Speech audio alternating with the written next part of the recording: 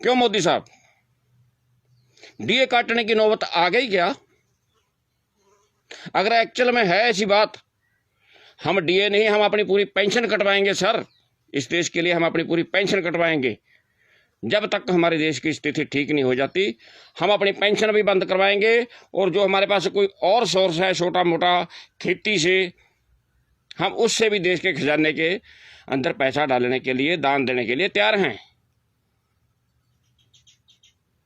आपको सोचना चाहिए था सर, डीए काटने से पहले आपको सोचना चाहिए था। हमारे देश के अंदर जो भी पॉलिटिशियन हैं, कोई 1-2% को छोड़ दो, बाकी सभी पॉलिटिशियन अमीर हैं, उनके पास बहुत प्रॉपर्टीज हैं, उनके पास बहुत सहायक धंधे हैं अलग से।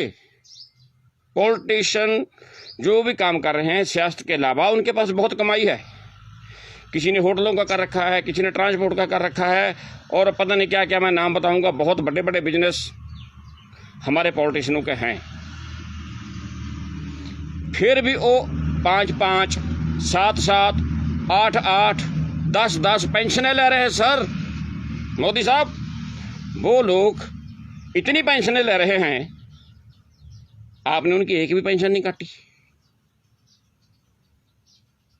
आप 56 इंच की छाती पर हाथ मारते हैं हमेशा। आपने 56 इंच की छाती का जो दावा किया है, धारा 370 कश्मीर के अंदर तोड़ा है। आपने बोला कि हमें दम है, हमने करके दिखाया जो वादा किया था।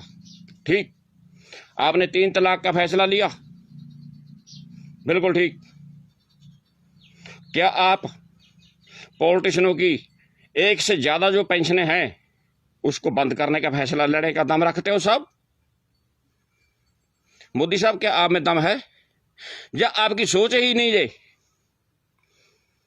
आपको मैं बेनती करता हूं, एक देश का नागरिक होने के नाते और एक पूर्व सैनिक होने के नाते, कि मोदी साहब, जितने भी पॉलिटिशियन हैं, इनकी एक से ज्यादा जिसकी भी पेंशन है सभी काट दो, A to Z।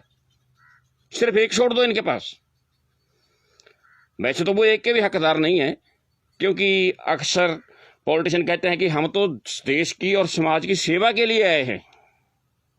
अगर आप सेवा के लिए आए हैं तो पेंशन की चीज की, सैलरी की चीज की। अगर राजनीति एक कित्ता है, धंधा है, तो आपको टैक्स क्यों नहीं? आप टैक्स फ्री क्यों?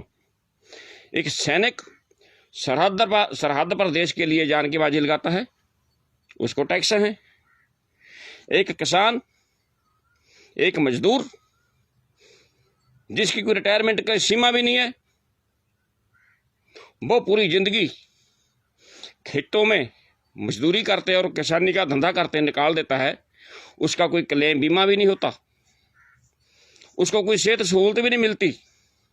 फिर भी अगर उसने छोटी मोटी कमाई करके कुछ जमा पूंजी पैसा चार इकट्ठा कर लिया, तो वो भी बेचारा टैक्स देता है। कोई व्यापारी है, अपना रिस्क लेकर काम शुरू करता है, उससे भी टैक्स लिया जाता है। मेरा कहने का भाव, देश के अंदर 2 प्रजाति ऐसी हैं जो विदाउट टैक्स हैं, एक पॉलिटिशियन, दूसरा बाबे।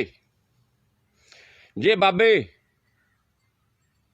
और पॉलिटिशियन, 2 बंदे, 2 प्रजाति, इनको कोई टैक्स नहीं। क्यों? मोदी साहब, इनको भी टैक्स के दायरे में लेकर आओ, और इनकी जो एक से ज्यादा पेंशन पॉलिटिशियनों की है, आप पहले वो बंद करें। उसके बाद अगर देश को फिर जरूरत पड़ती है पैसे की, तो हमारा डीए नहीं, हमारी पेंशन काटें, हम पेंशन दे देंगे और खुशी से देंगे, वॉलंटियर होकर देंगे। प्रधानमंत्री राहत कोष के अंदर, मुख्यमंत्री राहत कोष के अंदर हम पैसा डालेंगे अपनी इनकम से।